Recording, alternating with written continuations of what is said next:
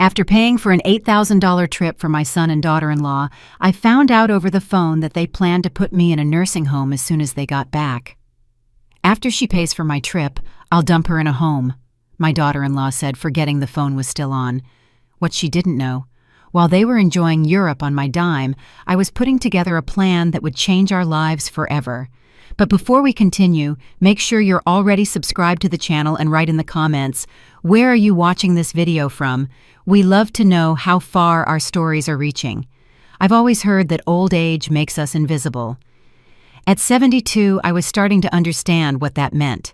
Not because of the fragility of the body that would eventually come, but because of the way the people around me started to see me, or rather not see me. It was a Thursday afternoon when everything changed. The phone rang while I was watering the begonias on the porch. It was Valerie, my daughter-in-law, asking about some details of the trip to Europe that I had insisted on paying for her and my son David. A second honeymoon, she said, something they desperately needed to rekindle their 15-year marriage. "Of course, dear," I replied, happy to help.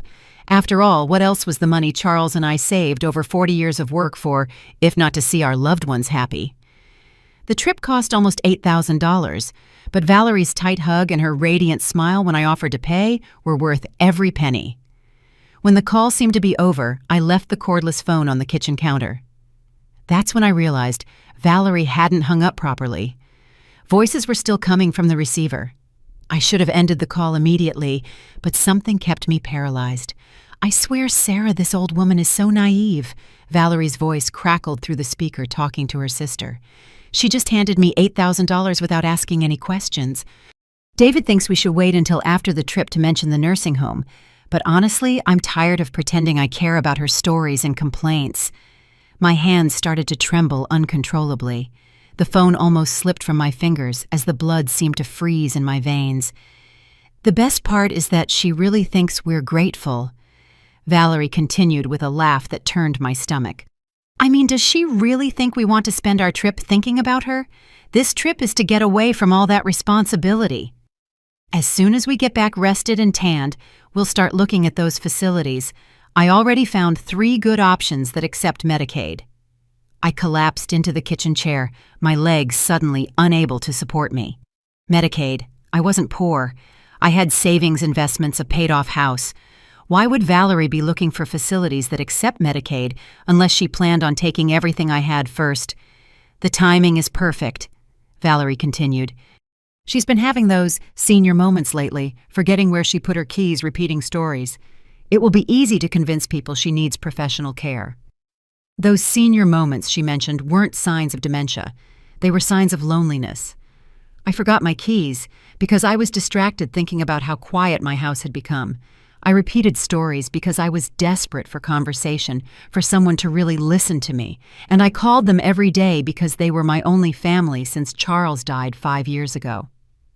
"I figure we'll give it a month after we get back," Valerie went on. "We'll make her feel useful one last time, helping us with some made-up emergency. Maybe tell her David needs surgery or something. Get her to sign over power of attorney for her own good. And then boom, she'll be in a nice facility where trained professionals can take better care of her than we ever could." And the sarcastic way she said trained professionals made it clear she wasn't thinking about my well-being. She wanted me out of the way while maintaining access to my money. "The house alone is worth $300,000, Valerie calculated coldly, plus what she has in savings and investments. David thinks we're probably looking at $500,000 total. Not bad for putting up with an old woman's neediness for a few more weeks." $500,000. They were calculating my worth as if I were already dead. My chest tightened. For a moment I worried I was having a heart attack. The stress, the shock, the complete betrayal of trust was overwhelming. "I just have to keep playing the part of the loving daughter-in-law until after the trip," Valerie continued. "Smile when she shows me baby pictures of David for the 100th time. Pretend to care about her garden or her book club stories. Act grateful for her generous gift. God, if she only knew how much it annoys me to fake gratitude for money that should have been ours years ago anyway. Money that should have been theirs. I worked for 40 years. I saved every penny. I sacrificed vacations and luxuries so I could leave something for David. But apparently, they thought they were entitled to it now, while I was still alive, still capable of making my own decisions. The best part is, she'll probably thank us for putting her in a safe place." Valerie laughed again. "She's so desperate for approval she'll convince herself we're doing it out of love. We won't even have to feel guilty because she'll actually be grateful." That laugh, cruel and calculating, finally broke the spell that kept me listening. I hung up the phone with trembling hands and sat in my kitchen as the afternoon sun streamed through the windows Charles had installed when we bought this house 35 years ago. The silence felt different now. Before it was loneliness. Now it felt dangerous. I was alone in this house with no one to protect me from people who saw me as nothing more than a bank account with an inconvenient old woman attached. I thought about all the times Valerie praised my cooking, asked for my recipes, brought her children over to visit their grandmother. It had all been an act. Every hug, every "I love you too, Mom, Louise." Every grateful smile was a calculated manipulation. My hands were still shaking when I grabbed my purse and took out my checkbook. There, in my own handwriting, was the check I had written just 2 days before. $8,000 to romantic European getaways. I was so proud to give them this gift, so happy to see Valerie's excitement. The irony was bitter. I had just paid for the trip they would take before stashing me away like unwanted furniture. As I stared at the checkbook, something inside me shifted. The shock began to fade, replaced by a clarity I hadn't felt in years. Valerie and David thought they were so smart, planning my life without my knowledge, calculating my worth, deciding my future. They had no idea who they were dealing with. I might be 72, but I wasn't helpless. I wasn't confused. And I certainly wasn't going quietly to whatever facility they had picked out for me. I went to my bedroom and opened the old wooden jewelry box where Charles kept his important papers. At the bottom, behind my grandmother's pearls, was a business card. It was 5 years old, but still valid. Gabrielle Rivera, attorney at law, elder rights specialist. She had handled Charles's will and told me to call if I ever needed anything. It was time to make that call. Valerie wanted to play games with my money and my life. Fine, but she was about to learn that this particular game had rules she didn't know, and I was much better at it than she could ever imagine. Gabrielle agreed to see me the next morning, though I could hear the concern in her voice when I called. I barely slept that night. Every time I closed my eyes, I heard Valerie's laugh echoing in my head. The cruel amusement in her voice when she talked about my senior moments and how grateful I'd be for professional care. I replayed conversations from the last few months, searching for signs I had missed. How many times had Valerie exchanged knowing glances with David when I repeated a story? How many times had they rolled their eyes behind my back when I asked for help with my computer, or wanted to show them pictures from my garden club? The worst part was remembering how hard I had tried to be the perfect mother-in-law. When David brought Valerie home 15 years ago, I was determined not to be one of those meddling mothers. I gave them space, respected their decisions, offered help without being pushy. I thought I had built a genuine relationship with Valerie. But lying in the dark, I started to remember things differently. Like the time Valerie praised my diamond earrings, the ones Charles gave me for our 30th anniversary. They're beautiful, Mom Louise. They would look perfect with my dress for the vow renewal ceremony we're planning. I took them off right then and gave them to her, touched that she wanted to wear something of mine for such an important occasion. But there was never a vow renewal. Valerie just kept the earrings. Or when she admired my grandmother's china set, the one I was saving to pass down. David is so lucky to come from a family with such beautiful heirlooms, she said. I grew up with nothing special like this. Within a week, I insisted she take the set for her dining room. You'll get more use out of it than I will, I told her, but they used paper plates for everything and kept the china locked in a cabinet like a trophy. The pattern was there if I had been willing to see it. Valerie would admire something, make a melancholy comment about not having nice things, and I would immediately offer it to her. She would protest just enough for me to insist and then accept with tears of gratitude. I felt so good about my generosity, so pleased that I could give nice things to my family. Now I understood. It had been a calculated manipulation from the start. Gabrielle's office hadn't changed much in 5 years. The same wine-colored leather chairs, the same wall of law books, the same feeling of quiet competence. But Gabrielle looked older, more gray hairs, and when she saw me, her professional smile turned into genuine concern. "Louise, you look like you haven't slept. What's happened?" I had prepared what I was going to say, but sitting there, the words just spilled out. I told her about the phone call, Valerie's plans, the nursing home research, and the calculations of my net worth. Gabrielle listened without interruption, taking notes. Her expression grew grimmer with each detail. "Louise, I have to ask," she said finally, "are you having any cognitive issues? Memory problems, confusion, anything that could support their claims?" The question stung, but I understood why she had to ask it. "No. I sometimes forget where I put my keys, but I'm 72, not 92. I remember everything clearly, even conversations from 20 years ago. My doctor gave me a full checkup last month and said I'm in excellent health for my age." Gabrielle nodded. "Good. We're going to document that. But what exactly do you want to do about this situation? Confronting them directly might just make them speed up their timeline." I had thought about this all night. I don't want to confront them, not yet. First, I want to protect myself, make sure they can't touch my money or force me into a facility against my new will. "A smart approach," Gabrielle said, grabbing a legal pad. "Let's start with your current setup. Who has power of attorney?" "Nobody. Charles and I never saw the need, and after he died, I just didn't think about it."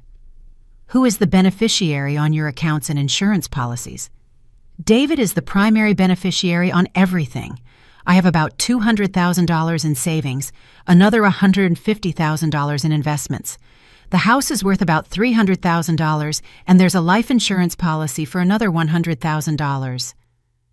Gabrielle jotted down the numbers. "So around $750,000 total. That's substantial enough to motivate bad behavior." She looked at me directly. "Louise, I have to ask you something difficult. Do you think David knows about Valerie's plan?" I had dreaded this question all night. David was my only son, my baby boy who used to run into my lap when he had nightmares, the boy who cried when he accidentally stepped on a bug, who brought me dandelions like they were precious roses, but that boy had grown into a man who apparently thought his mother was a burden. "She said he was already on board," I whispered. "She said he was tired of my calls and visits." Gabrielle's expression softened. "I'm so sorry, Louise. That must be devastating." "It is, but I can't let it stop me from protecting myself." Gabrielle pulled several documents from her file cabinet. "Here's what we're going to do. First, we'll create a comprehensive power of attorney document that requires 2 independent physicians to certify any cognitive decline before it can be activated. Second, we'll set up a revocable trust and move your assets into it with very specific instructions about your care preferences. Third, we'll create an advance directive that explicitly states you do not want to be placed in a nursing home unless you are physically incapacitated and unable to care for yourself. How long will that take? If we move fast, we can have everything locked down in a week. But there's something else you need to consider. If they plan on having you declared incompetent, they might try to challenge these documents. We need to make sure you have recent medical and psychological evaluations on file to prove your mental competence." I felt a surge of anger thinking of Valerie's casual dismissal of my senior moments. "Can you recommend someone?" "Dr. Patricia Hayes.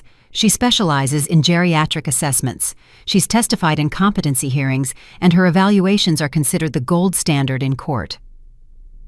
As Gabrielle outlined the plan, I felt something I hadn't experienced in months: control. For too long, I had just gone with the flow, letting Valerie and David make decisions about family dinners, vacation plans, even what gifts to buy the grandkids.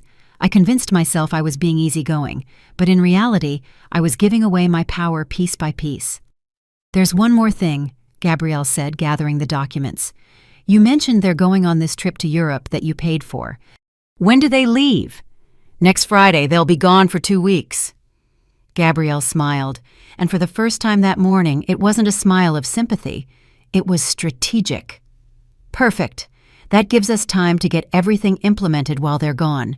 By the time they get back, you will be legally protected in every possible way." Walking out of Gabrielle's office, I felt lighter than I had in months. The morning sun seemed brighter, and for the first time since Charles died, I felt like myself again. Not the lonely widow who was grateful for any attention, not the convenient grandmother who existed to provide financial support, but Louise Herrera, a woman who worked 40 years, raised a son, survived the death of her husband, and was not going to be thrown away like an old piece of furniture. The next few days passed in a blur of careful acting and secret preparations.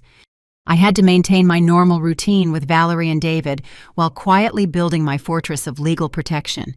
It was exhausting, but also strangely thrilling. Every smile I gave Valerie, every grateful response to her fake kindness, was now part of my own performance. On Wednesday afternoon, Valerie called to finalize some trip details. "Mom Louise, are you absolutely sure about covering the travel insurance too? It's another $300, but David thinks we should have it just in case." "Of course, dear," I said, making my voice sound as warm as possible. "I want you two to have a wonderful time with no worries." "You're an angel," Valerie gushed. "I don't know what we'd do without you." "Oh, and I was thinking, while we're gone, maybe you shouldn't be all alone in that big house. Would you like me to ask my sister Sarah to check in on you? She could even stay over a few nights if you get lonely." My blood ran cold. Sarah would be Valerie's spy. "Reporting on my activities, my visitors, my mail. That's very thoughtful, but I'll be fine. I have my book club, my garden club, plenty to keep me busy." "Well, if you change your mind, just call Sarah. I'll give her your number before we leave." After hanging up, I sat in my kitchen feeling like I was living in a spy movie. Valerie was already positioning people to watch me, probably hoping to gather evidence of confusion or decline. But I could play that game too. On Thursday morning, I had my appointment with Dr. Patricia Hayes. Her office was in a medical building downtown, and her waiting room was filled with elderly patients and their adult children. I watched the interactions carefully. Some children seemed genuinely caring, asking questions and taking notes. Others looked impatient, scrolling through their phones while their parents answered the receptionist's questions. Dr. Hayes was a small, precise woman with kind eyes behind wire-rimmed glasses. She spent 2 hours with me running memory tests, cognitive assessments, and a thorough review of my medical history. She had me remember lists of words, solve math problems, draw shapes, and answer questions about current events. "Mrs. Herrera," she said when we were finished, "your cognitive function is excellent for someone of any age, let alone 72. Your memory is sharp, your reasoning is clear, and your judgment appears sound. I'm going to prepare a full report documenting your mental competence." "Doctor, can I ask you something? If someone wanted to have me declared incompetent, what would they need to prove?" Her expression turned serious.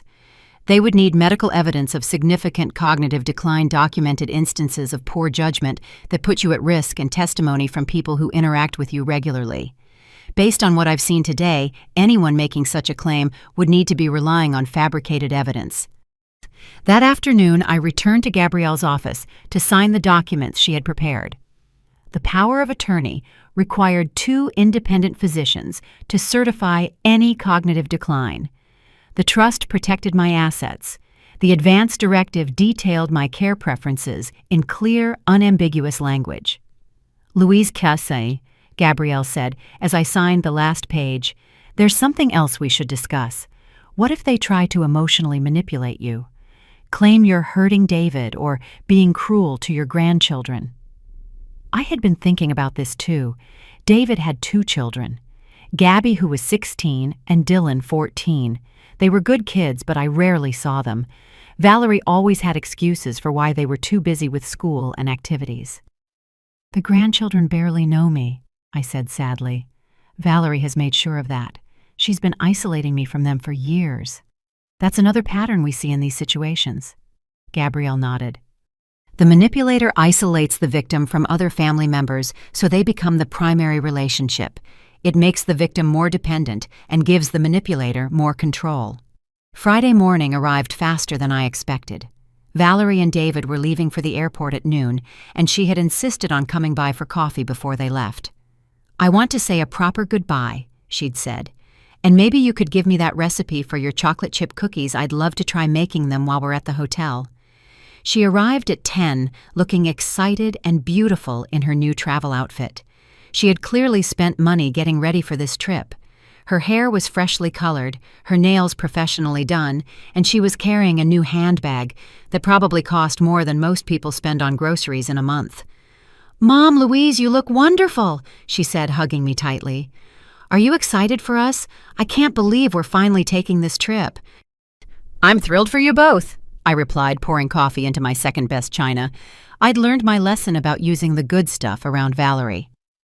"I brought you something," she said, pulling a small, wrapped box from her purse.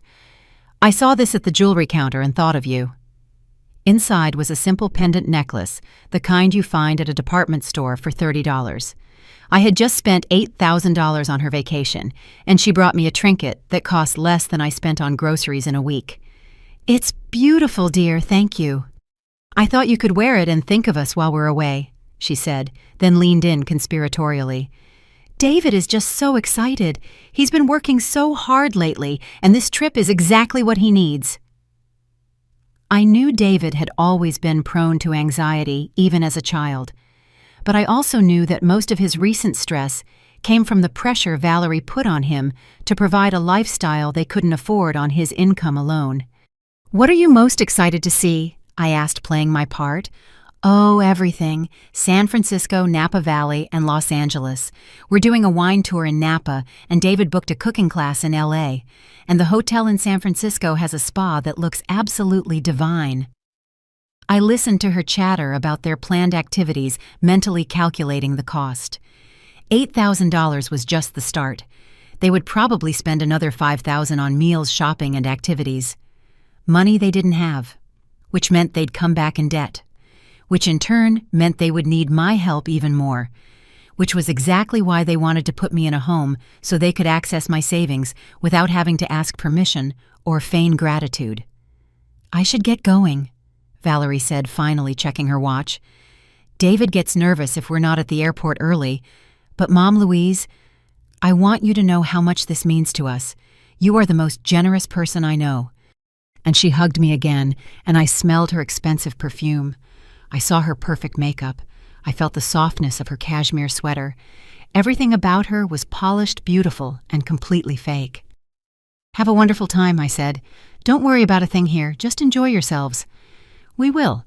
And when we get back, maybe we can plan something special for your birthday next month.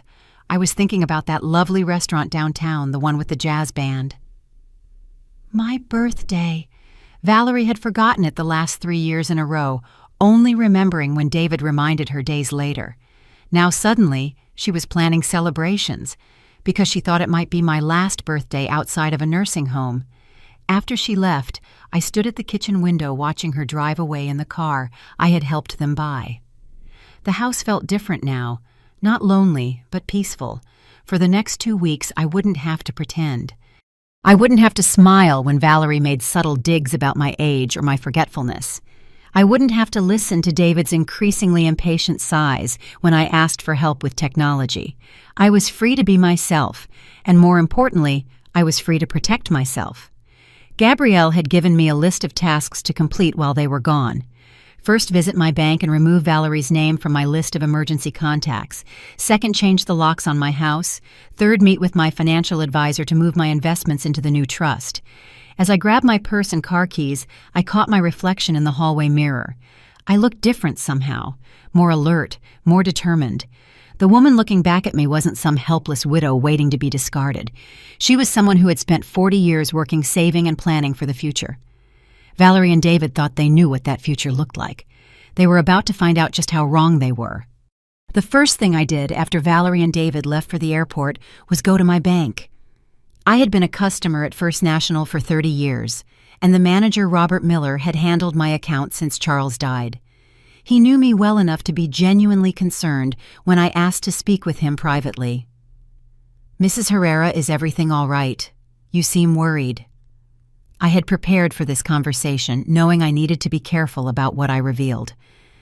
"Robert, I need to make some changes to my accounts. I want to remove my daughter-in-law as an emergency contact and beneficiary."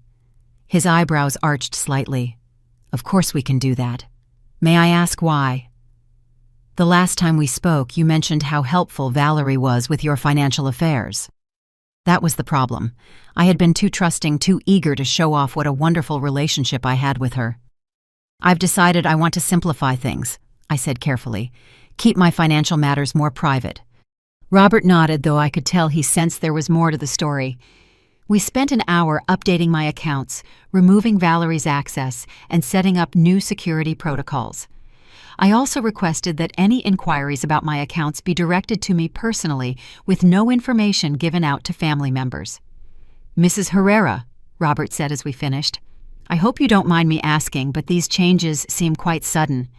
If you have any concerns about financial abuse or manipulation, we have resources to help. The kindness in his voice almost made me break down. For months I had felt so alone, so unsure of my own perceptions. Having a professional validate that my concerns were legitimate was more comforting than I expected. Thank you, Robert. I'm just being cautious.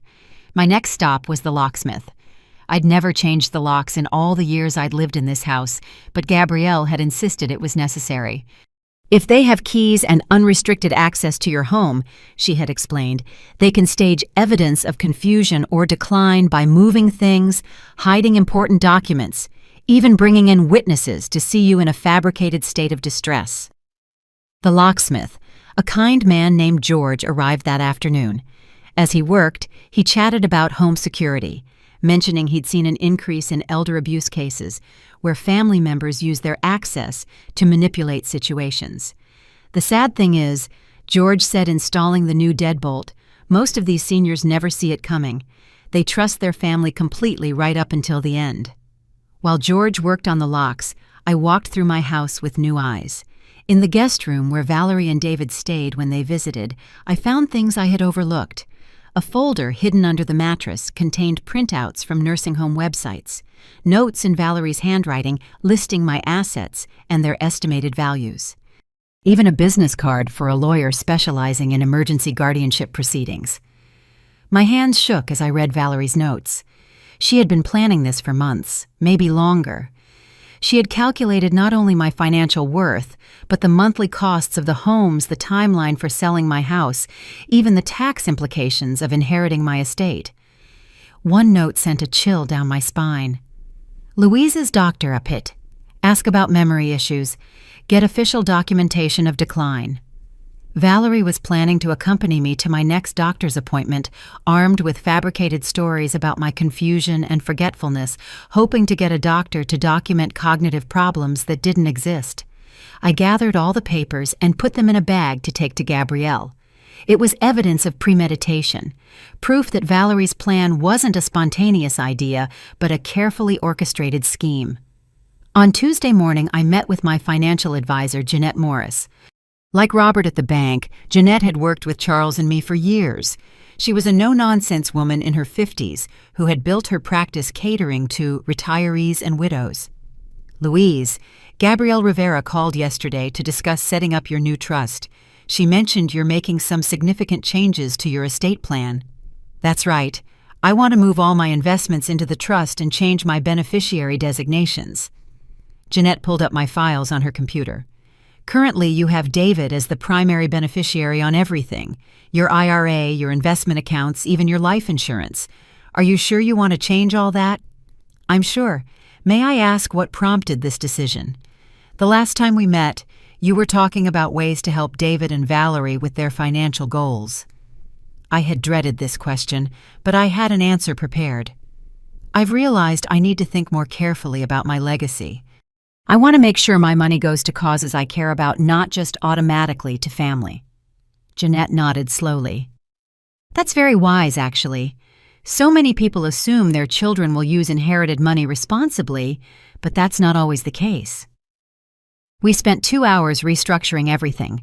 I kept David as a beneficiary, but reduced his inheritance to 25% of my estate.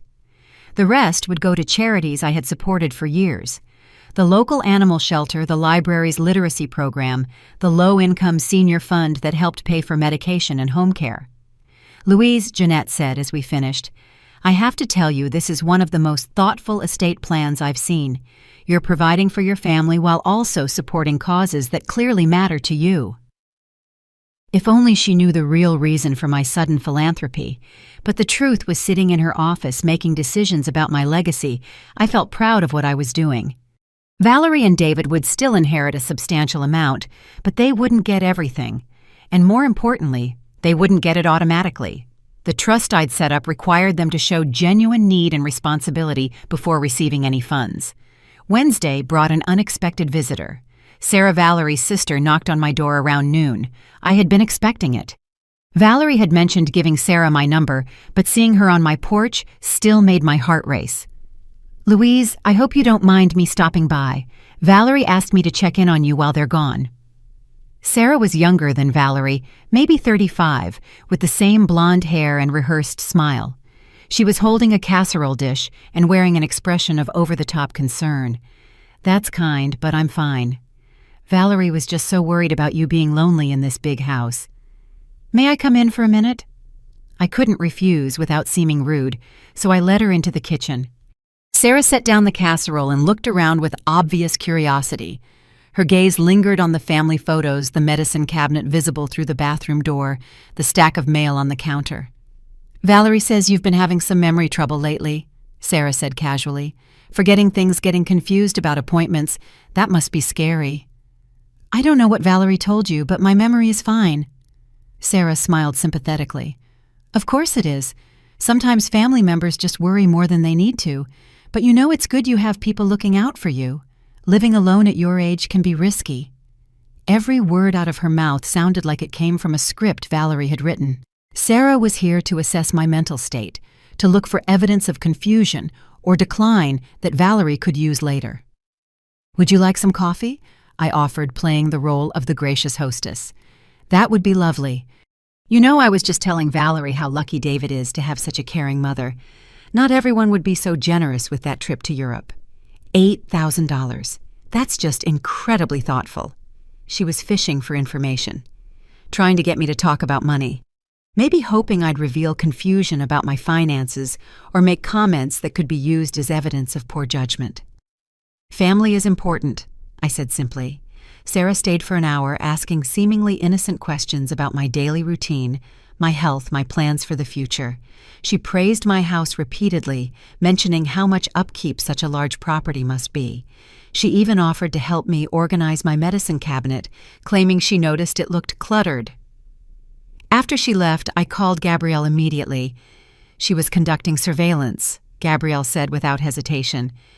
"Everything you described, the questions about your memory, the comments about living alone being risky, the offer to organize your medication, those are classic information gathering tactics. She was building a profile to support a competency challenge. What should I do if she comes back? Be polite, but offer no information. Don't let her into your house unsupervised, and definitely don't let her handle your medications or important documents. And Louise, document everything. Write down what she said when she visited what she seemed most interested in." That night, I sat in my living room with a notebook writing down every detail of Sarah's visit. As I wrote, I realized just how orchestrated it had been. The casserole was an excuse to get inside. The comments about my memory were fishing expeditions. The observations about my house being too big were setting up arguments to justify why I needed assisted care. Valerie and David thought they were so clever using Sarah as their spy, while they enjoyed their vacation on my dime. They probably thought I was sitting here lonely and vulnerable, unaware of their surveillance, unprepared for their eventual attack. But I wasn't the helpless target they imagined. Every move they made was being documented. Every manipulation was being recorded. Every piece of evidence was being carefully preserved by Gabrielle for the legal battle to come. They thought they were hunting a confused old woman. Instead, they had stumbled right into a trap set by someone who'd had 72 years to learn how the world really worked. Valerie and David returned from Europe on a Sunday night, 2 weeks after they'd left. I had spent those 14 days transforming my life in ways they couldn't imagine.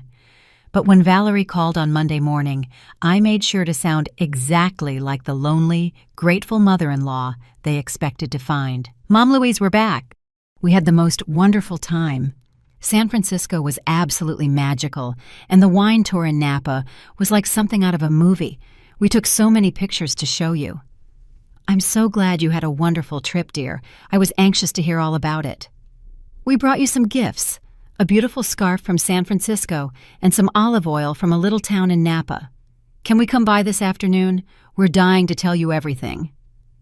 They arrived at 3, both looking tanned, relaxed, and utterly self-satisfied. Valerie was practically glowing, wearing new clothes they had obviously bought on their travels.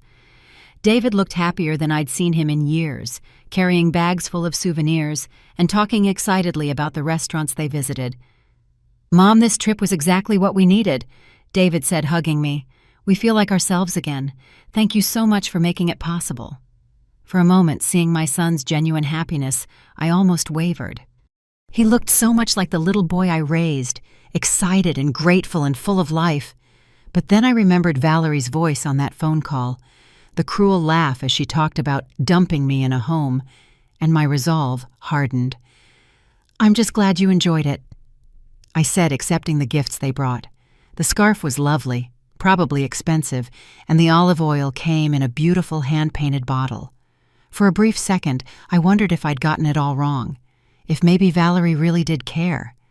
Then she started talking. "You know, Mom, Louise, David, and I did a lot of thinking on this trip, about family, about the future, about what's best for everyone." Valerie sat on my sofa with the confident air of someone about to deliver good news. "We realize you must get lonely in this big house all by yourself." And there it was. "And we know how hard it must be to keep up with everything, the maintenance, the yard work, all the little things houses need. So, we've been looking into some options that might be perfect for you." David chimed in, his voice taking on that careful tone people use when trying to convince someone to do something they don't want to do. "Mom, there are some really nice senior living communities around here, places where you'd have your own space but also access to activities, social opportunities, even medical care if you need it." "We looked at a few websites while we were at the hotel," Valerie added. "The pictures looked beautiful, like cruise ships on land, with organized activities, group meals, even transportation for shopping and appointments." I sat quietly letting them build their case, watching the performance I had been expecting for 2 weeks. They were so confident, so sure that their European vacation had given them the moral authority to rearrange my life. "The best part is, you wouldn't have to worry about anything anymore," Valerie continued.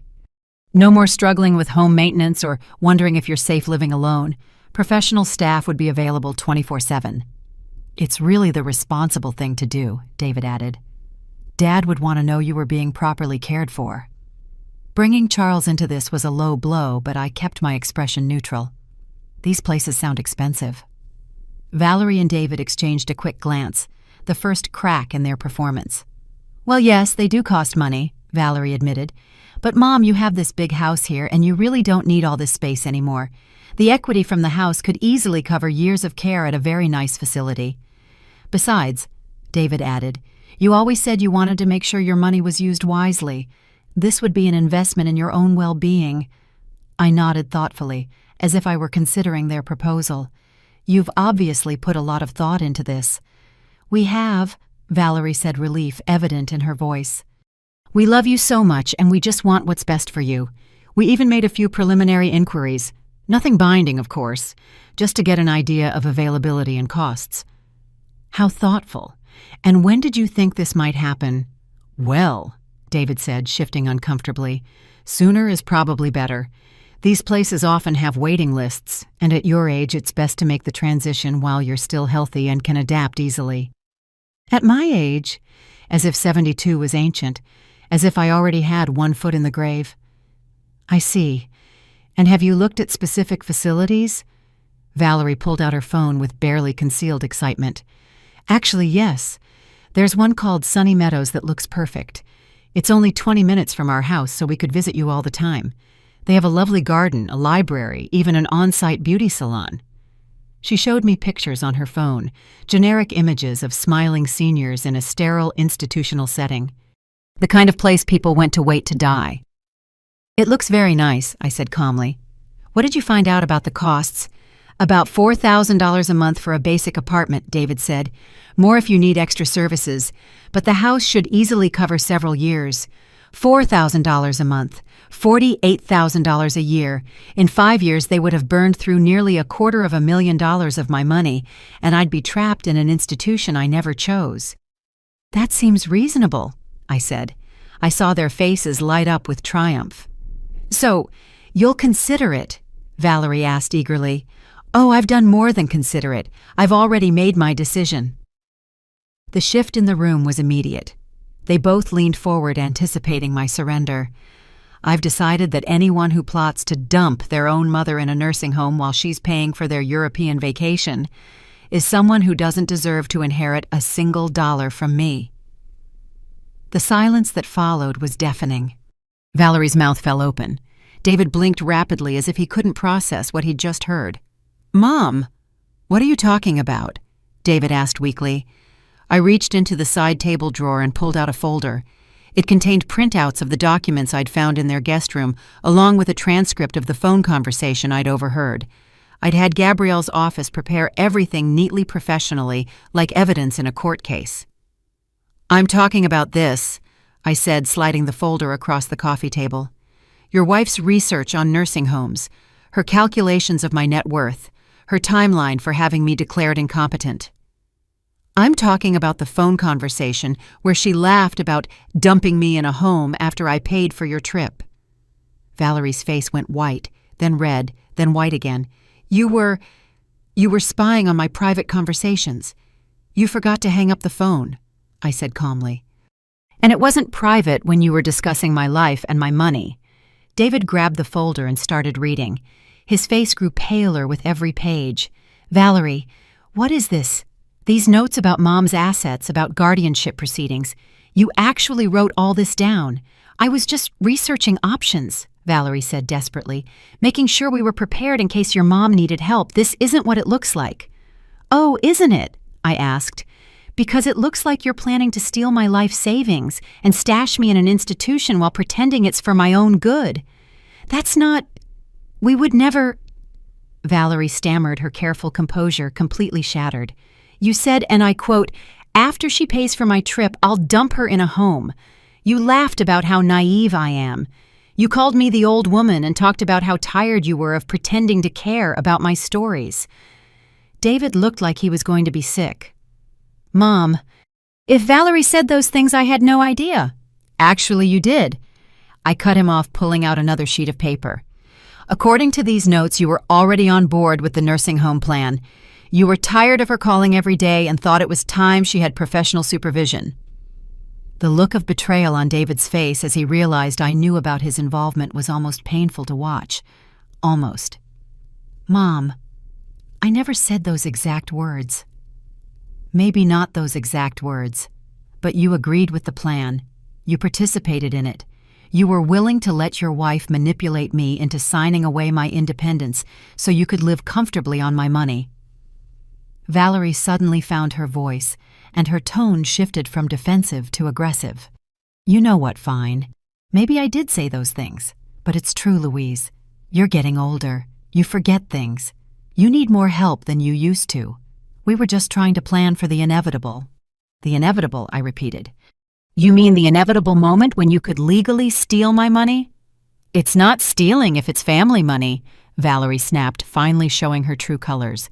David is your only son. That money should be ours anyway. We're just trying to make sure it's managed responsibly. Responsibly, I said.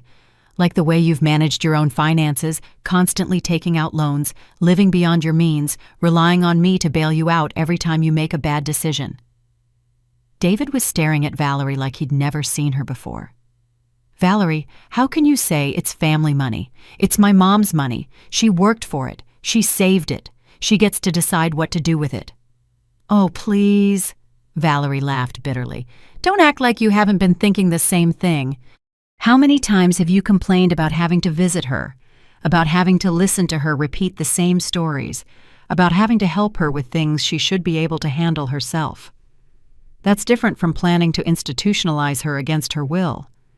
Is it because you seemed pretty interested when I mentioned how much easier our lives would be if she was in a safe place with professional care? I watched this fight unfold with a mixture of satisfaction and sadness. My son and daughter-in-law were tearing each other apart, revealing the ugly truth behind their marriage, and I was the cause of it. But I was also the victim of it. "Enough," I said finally. They both turned to look at me, remembering I was still in the room. "I think you've both said more than enough."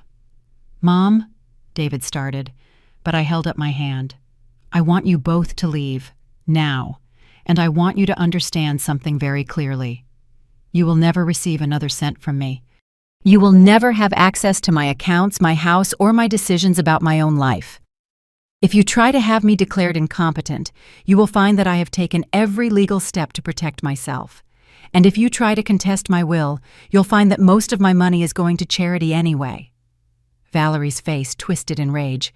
"You can't do this to us. We have children to think about, a mortgage to pay. You can't just cut us off." "Watch me," I said, standing up and walking to the front door.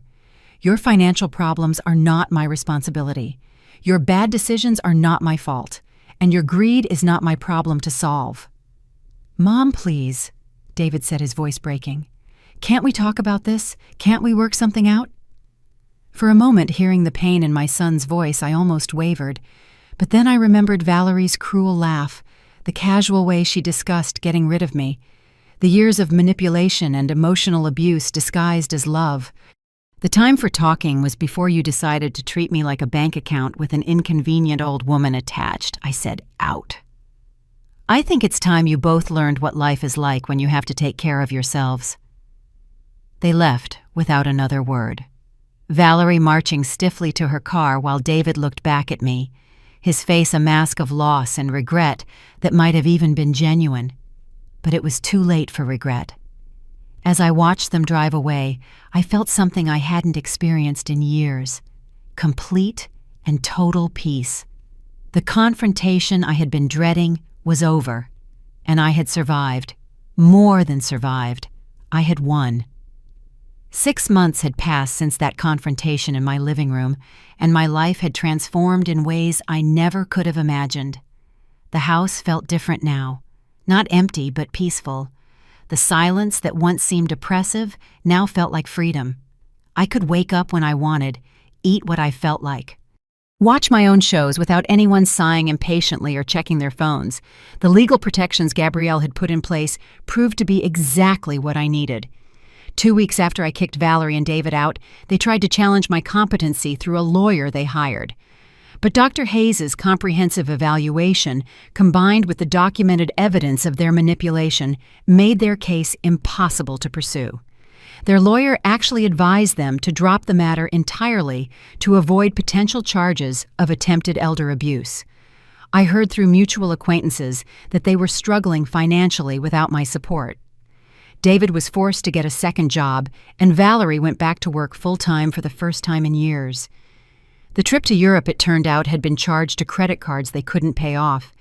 Without my safety net, they were forced to face the reality of their overspending. A part of me felt sorry for them, especially for David. But a larger part of me recognized that learning to stand on their own 2 feet was the best thing that could ever happen to them.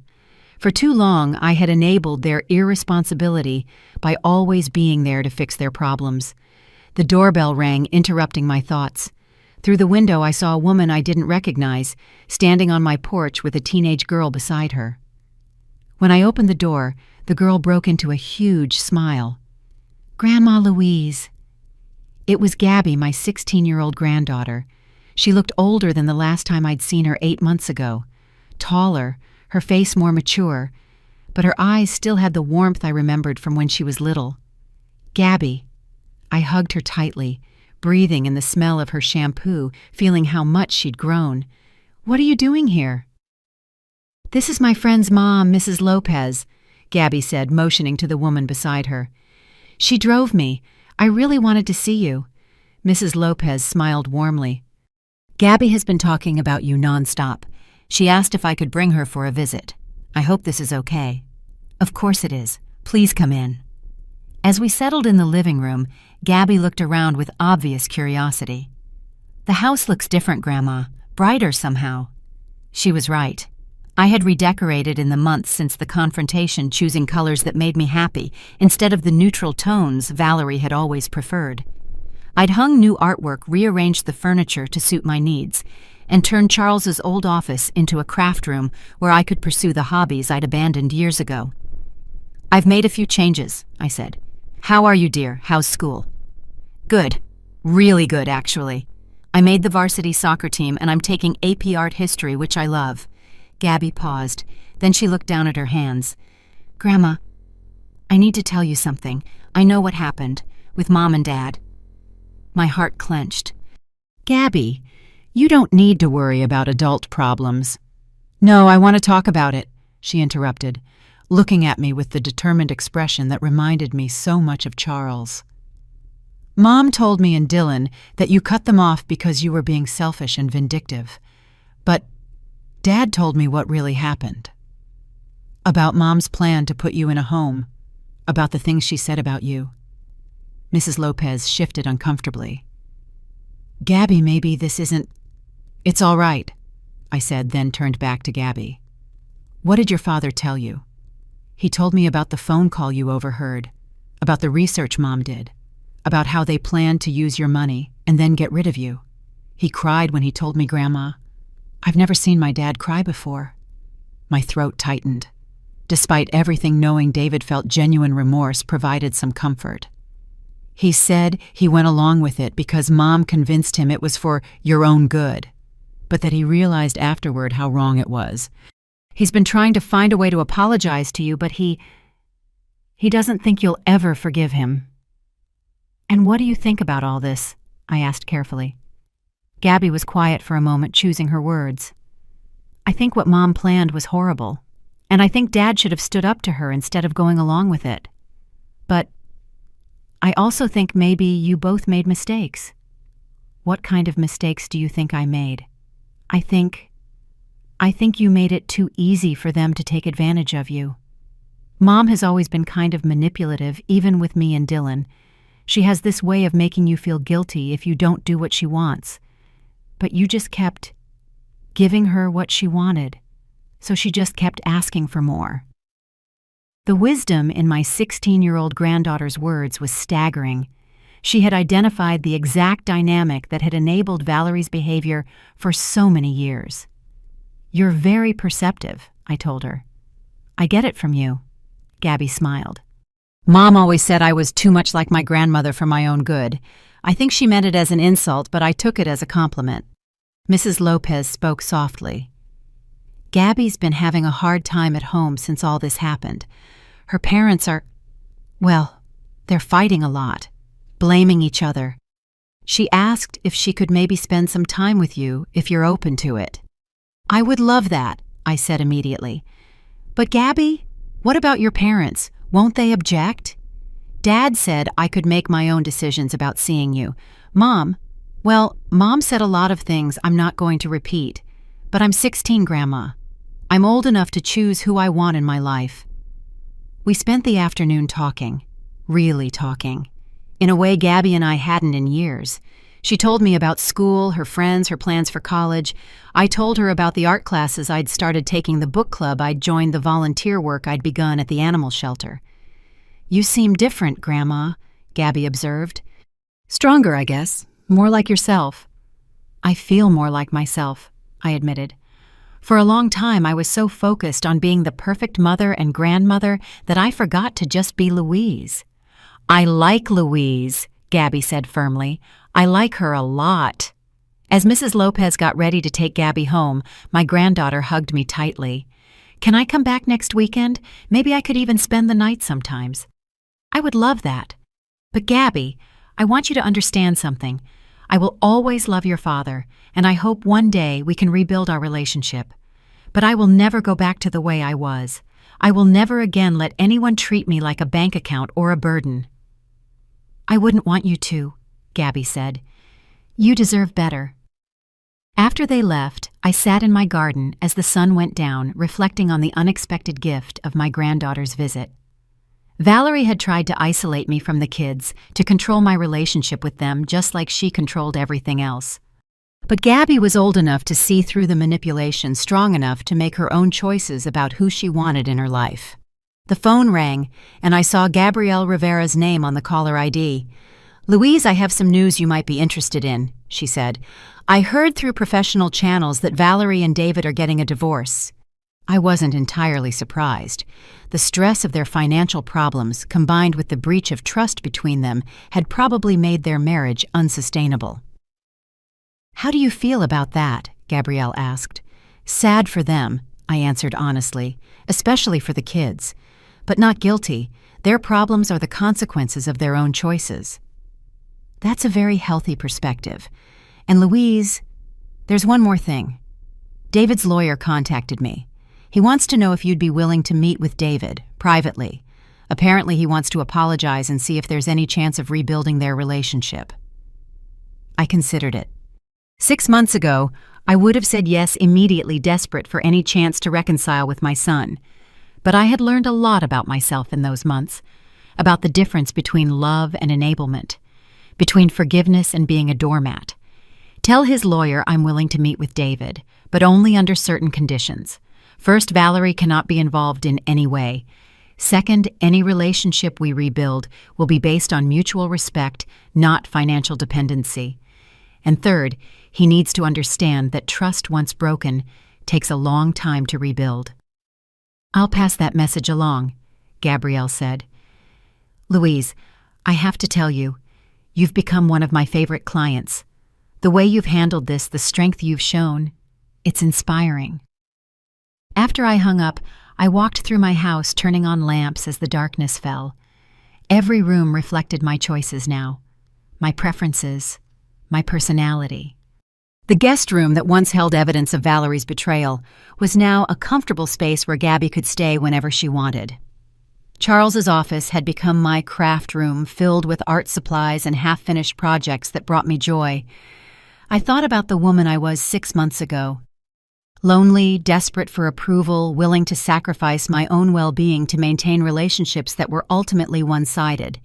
That woman had been so afraid of being alone that she allowed herself to be used and manipulated. But being alone, I had discovered, was not the same as being lonely. I had friends now.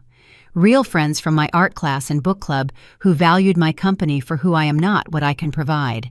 I had activities that fulfilled me, hobbies that challenged me, volunteer work that gave me purpose.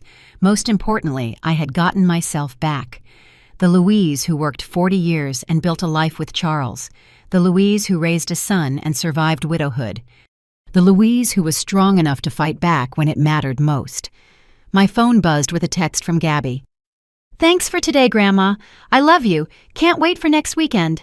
I smiled, typing back, "I love you too, dear. I'll make your favorite cookies." As I got ready for bed that night, I looked at myself in the bathroom mirror. The woman looking back had gray hair and wrinkles, but her eyes were bright with confidence and peace. She looked like someone who knew her own worth, someone who would never again let others define her value. Valerie had been wrong about so many things, but she was right about one. I had changed. I was stronger. I was more myself than I had been in years. And I was finally completely free. The cheap pendant Valerie had given me before her trip was still in my jewelry box, a reminder of how little she valued me. But now next to it was a beautiful silver locket Gabby had bought me with her own babysitting money, engraved with the words, "World's Best Grandma." Some people, I had learned, were worth the investment of love. Others were worth the investment of boundaries. The wisdom was in knowing the difference. As I turned out the lights and settled into bed, I felt something I hadn't experienced in years: complete contentment. Tomorrow would bring new possibilities, new adventures, new chances to live life on my own terms. At 72, I was just getting started. Now, if you liked this story, click this next video appearing on the screen, because in it there's a story of betrayal and twists like you've never seen before.